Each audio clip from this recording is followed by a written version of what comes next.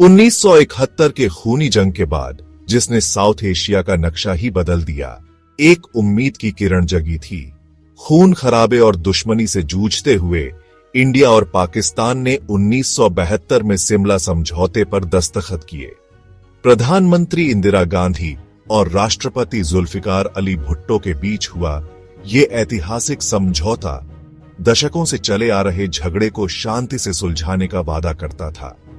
ये एक तूफानी अतीत को पीछे छोड़कर बातचीत और कूटनीति के दौर की शुरुआत करना चाहता था। इस समझौते का मकसद दोनों देशों को सुलह की राह पर लाना था, एक ऐसे भविष्य की गारंटी देना था जहां सहयोग टकराव से आगे निकल जाए।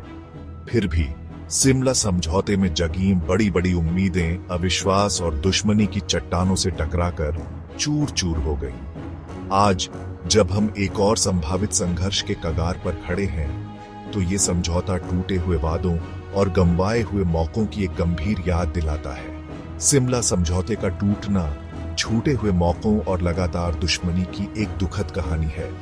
इस समझौते का खात्मा अचानक नहीं, बल्कि एक धीमी और दर्दनाक प्रक्रिया रही है। ये जानबूझकर की गई गलतियों, छिपे हुए कामों और समझौते की भावना की खुल्लम खुल्ला अनदेखी की कहानी है, जिसका अंत मौजूदा संकट में हुआ है।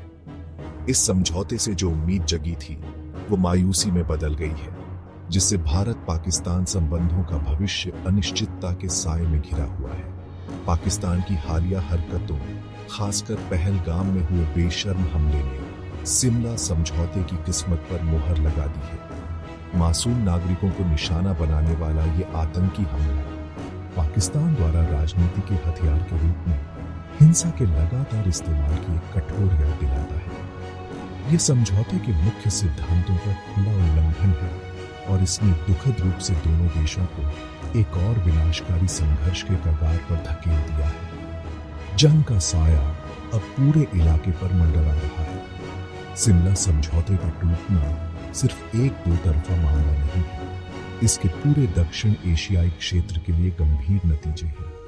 क्षेत्र की नाजुक शांति और स्थिरता अब गंभीर खतरे में है। अंतर्राष्ट्रीय समुदाय को इस खतरनाक घटना पर ध्यान देना चाहिए और पाकिस्तान से अपने रास्ते बदलने का आग्रह करना चाहिए। इसका दूसरा विकल्प बहुत ही भयानक है, जिसके बारे में सोचा भी नहीं जा सकता। शिमला समझौते को भारत पाकिस्तान संघर्ष की जड़ को खत्म करने के लिए बहुत सोच समझकर बनाया गया था। इसके केंद्र में 3 बुनियादी सिद्धांत थे, जिन्हें अक्सर शिमला ट्रिनिटी कहा जाता है। ये सिद्धांत सिर्फ दिखावटी नहीं थे, ये एक नए द्विपक्षीय रिश्ते की नींव के रूप में काम करने के लिए थे। पहला और सबसे महत्वपूर्ण सिद्धांत विवादों के शांतिपूर्ण समाधान की प्रतिबद्धता थी। अपने साझा इतिहास और आपस में जुड़ी हुई किस्मत को पहचानते हुए दोनों देशों ने बल प्रयोग को छोड़ने और अपने मतभेदों को सुलझाने के लिए बातचीत और कूटनीति पर भरोसा करने पर सहमति व्यक्त की। यह प्रतिबद्धता अतीत से अलग थी और जंग के साये से मुक्त भविष्य का वादा करती थी। दूसरे सिद्धांत ने नियंत्रण रेखा यानी एलओसी की पवित्रता को स्थापित किया।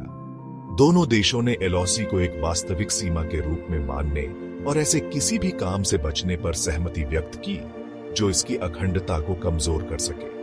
इस प्रावधान का उद्देश्य क्षेत्रीय विवादों से होने वाले भविष्य के संघर्षों को रोकना और अस्थिर सीमा पर शांति बनाए रखना था। अंत में शिमला समझौते ने किसी भी तीसरे पक्ष की मध्यस्थता को स्पष्ट रूप से खारिज करके द्विपक्षीयता पर जोर दिया।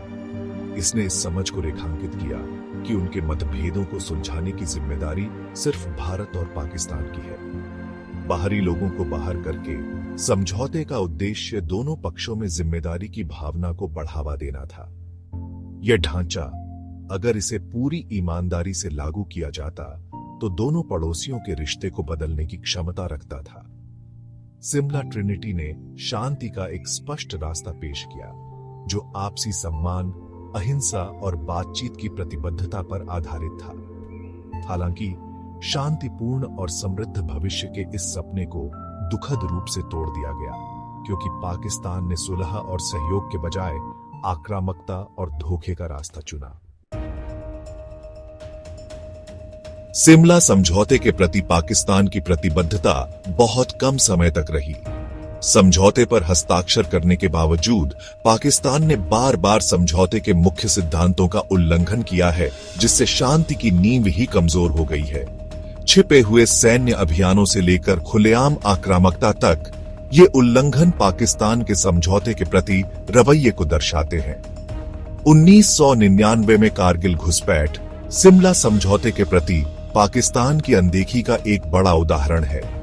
नियंत्रण रेखा के पार अपने सैनिकों को भेजकर पाकिस्तान ने आक्रामकता का एक खुला काम किया। एलओसी की पवित्रता का सम्मान करने के समझौते के बुनियादी सिद्धांत का उल्लंघन किया। इस दुस्साहस ने पाकिस्तान के दोहरेपन और अपने रणनीतिक उद्देश्यों के लिए शांति को कमजोर करने की उसकी इच्छा को उजागर किया। खुले सैन्य कार्रवाइयों से परे पाकिस्तान लगातार भारत के खिलाफ छद्म युद्ध में लगा हुआ है। आतंकवादी समूहों को सरकारी नीति के औजार के रूप में इस्तेमाल कर रहा है।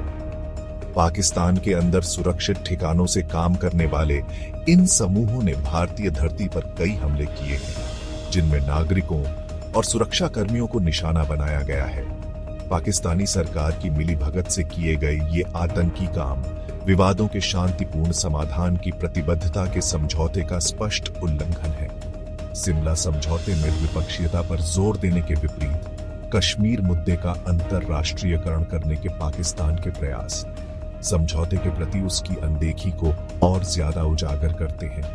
अंतरराष्ट्रीय मंचों पर बार बार इस मुद्दे को उठाकर पाकिस्तान ने समझौते द्वारा स्थापित बातचीत के द्विपक्षीय ढांचे को कमजोर करने की कोशिश की है। भारत पर अंतरराष्ट्रीय दबाव बनाने के उद्देश्य से की गई यह चाल शिमला समझौते की भावना और शब्दों के खिलाफ है। भाग 4 पहलगाम 2025 एक नाजुक शांति का आखिरी तिनका। 2025 में पहलगाम की घटनाओं ने पूरे क्षेत्र में हलचल मचा दी। राजनयिक रूप से देशों को अपने गठबंधनों और रणनीतियों पर फिर से विचार करने के लिए मजबूर होना पड़ा। आर्थिक रूप से इसके नतीजे दूर दूर तक महसूस किए गए। व्यापार मार्गों और बाजार की स्थिरता को प्रभावित किया। क्षेत्रीय रूप से शक्ति संतुलन बदल गया, जिससे नए तनाव और संघर्ष पैदा हुए। यह दौर एक महत्वपूर्ण मोड़ था, जिसने भू राजनीतिक परिदृश्य को गहराई से बदल दिया।